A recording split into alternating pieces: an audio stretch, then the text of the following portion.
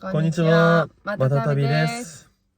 今回は、サムネにあった通り、日本一周の再出発についてのご報告になります。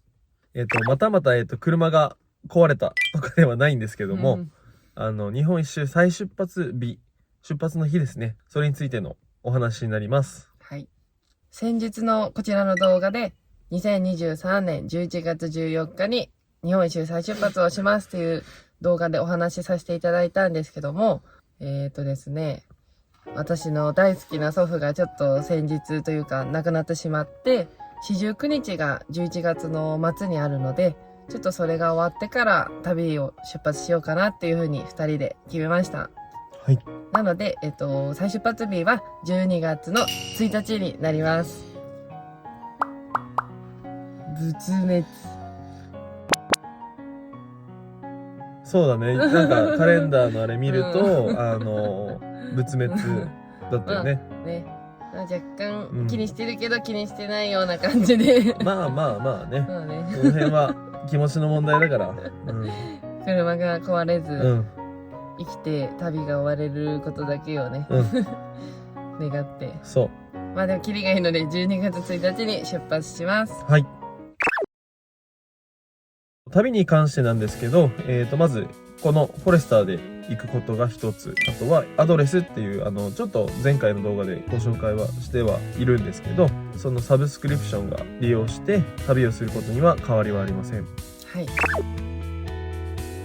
日本一周のルートについては、ざっくりしか考えてはないんですけど一応前回の日本一周で車が壊れた時の愛知県から出発して、ちょっと寒くもなるので下の方に向かって行こうかなっていうふうには考えております。で、旅では本当にもういろんな方と出会って、いろんな方と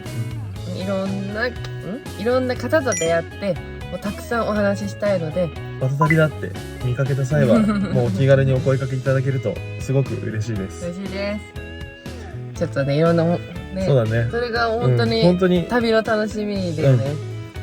車がね車はちょっとフォレスターで大衆車なので、たくさん走ってて車だけで判断するっていうのはなかなか難しいと思うんですけど、でも他と被らないようには一応カスタムの方はいくらかしてあるので、こちらの写真もこんな感じなので、もうね、その街とかどこでも声かけてくださると本当に喜ぶと思うんで。でも私夜さ、この車見つけたら怖くて声かけれないちょっと、怖いって言い方前だけど、ちょっといかついよね、今はね。ちょっとほんと車好きな人と、私は別に普通ぐらいなんですけど、ちょっと普通の多分人からしたら分かると思うんだけど、ちょっとなんか声かけていいのかどうかっていう全然そんなことはね、みたいな感じはあるからでもね、分かりやすいよね。